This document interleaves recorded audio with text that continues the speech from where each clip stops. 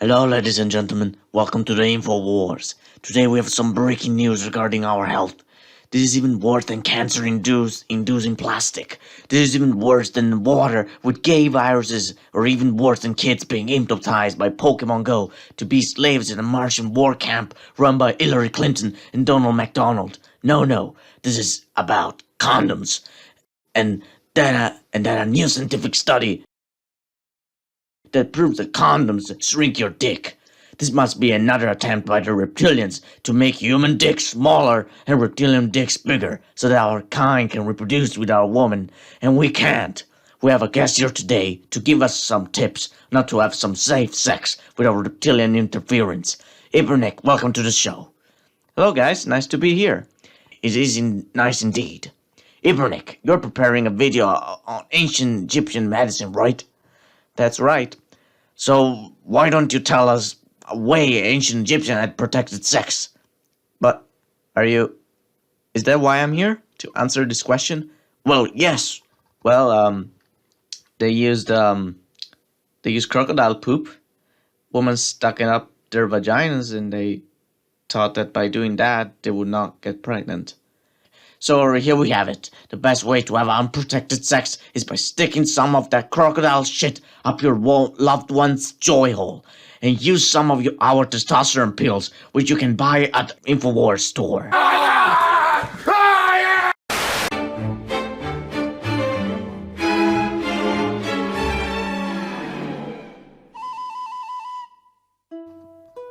Hello everyone and welcome back. Today I was thinking of talking about a civilization everyone and their grandma has heard of before, that being ancient Egypt. I also think it was about time that I talked about them. I mean, this is a very ancient history channel after all. More specifically, I am going to look at the way they used to practice medicine. What brought me to make this video is the fact that ancient Egyptians were among the first people to practice medicine, and most importantly to write it down. There are many reasons for why this was, but let's start off with some context.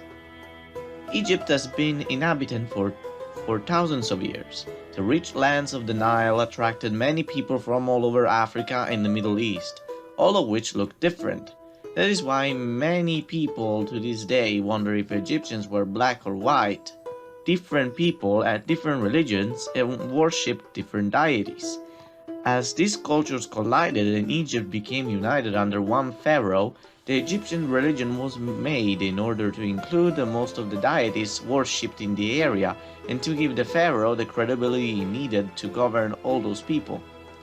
By the end of it, they had multiple gods: the god of war, the god of fertility, the god of the sun, the god of plastic, paper, glass, and miscellaneous waste, the god of awful editing, and the god emperor.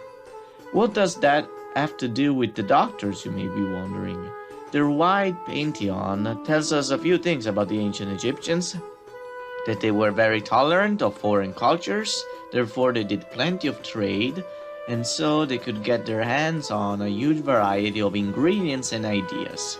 Most notably, the Nile Valley was highly populated and at the center of Bronze Age trade. Therefore, it was inevitable for them to encounter also a wide variety of diseases, and from necessities, progress is always made. Many religious practices in their religion, most notably mummification, introduced priests and other religious figures to the human body and to make theories on how it worked. Unlike in the Middle Ages, they didn't have boring people like the Pope and the cardinals telling them that it was immoral to dissect dead bodies, put their organs in jar, and wrap them in toilet paper. So they dissected all the dead bodies they wanted, most of the time with the consent of the deceased and or its relatives. If you didn't know, all the organs in the body were removed and put in vases, just in case the guy needed them in the afterlife. The heart was the exception, as they thought it was the center of the body, hence where the soul was. The brain was removed through the nose, like a giant booger. All this dissecting made the priests some very good surgeons, and more than capable to treat human illnesses. At first, priests and doctors were the same profession, But as society progressed, so did specialization. In fact, there were also specialized doctors who dealt with certain illnesses or body parts. Just like today, we have the eye doctor, the brain doctor, and the spine doctor. We know quite a lot about how they practiced medicine since they wrote plenty of sources or papyrus on the field. The most famous are the Ebers papyrus. The authors probably wrote them around 1500 BC, but the document may contain copies of material dating back to 3400 BC. They are among the oldest preserved medical documents in existence. From these documents, we know how the Egyptians thought the human body worked. They thought that running water was fresh while not moving water was bad, and they knew that the heart kept on pumping blood, which contains water, to make it clean and healthy. So whenever a person got sick, they assumed it was the heart not pumping the blood well enough. From that, they gathered that a good way to heal a patient was to stimulate the flow of liquids and pour in new ones. They thought that the heart didn't only pump blood but also was in charge of all the other bodily fluids like spit, semen, urine, etc.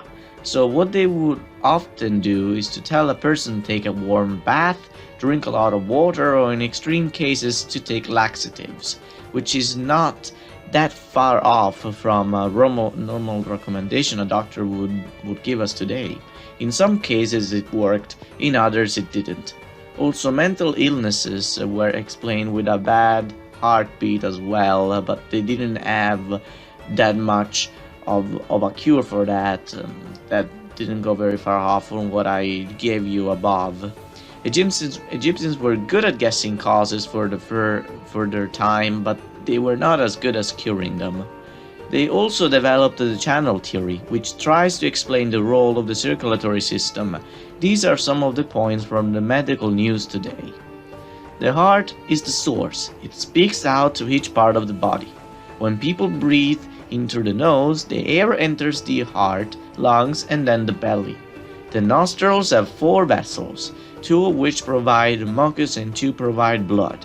The human body has 4 vessels, which lead to 2 ears. The breath of life enters the right ear, and breath of death enters the left ear. 4 vessels that lead to the head cause baldness. All eye diseases come from 4 vessels in the forehead, which supply blood to the eyes. 2 vessels enter the testicles and provide semen. 2 vessels in the buttocks supply them with vital nutrients. 6 vessels reach the soles of the feet, and 6 lead down to the arms to the fingers. 2 vessels supply the bladder of urine. 4 vessels supply the liver with liquid and air. When they overfill the liver with blood, they cause diseases. 4 vessels also supply the lungs and spleen with liquid and air. The liquid and air that come out of the anus come from 4 vessels. The anus is also exposed to all the vessels in the arms and legs when they overflow with waste. If you think about it, it kind of makes sense. Of course, by vessels they mean what we refer to today as blood vessels, as in arteries, veins, and capillaries, but they didn't make a difference of that. So from their point of view, and if you read it in your old medical knowledge we have today, it does kind of make sense, but of course it doesn't add up to this day. There were many things they were close to being right about. They were even the first people to apply hygiene and acknowledge the importance of washing your hands before a meal and before a surgical operation, which they were actually able to do. Egyptians were also very creative and used a wide variety of ingredients they could grow or get their hands on to cure many kinds of diseases. Some are very inductive and are still practiced to some extent today. Others are just weird, like the fact that they use crocodile shit as condoms. Here's some various remedies. To cure asthma, they made a solution of honey, milk, sesame, and frankincense. For burns, they use aloe. They use mint for bad breath and to stop vomiting. And in case they wanted to induce it, they use sesame seeds. They also add a remedy for epilepsy, which was a solution made out of camphor. To top it all off, they used some spells before and or after applying the remedies, such as for precautions basically. In fact, in all of this, Egyptian medicine was still considered a sort of branch of religion. Just like in many other cultures at the time, doctors were basically magicians. In fact, in order to have an education on medicine, you sort of had to go through a course for being a priest, and then from there you could choose your specialization, and medicine was one of them.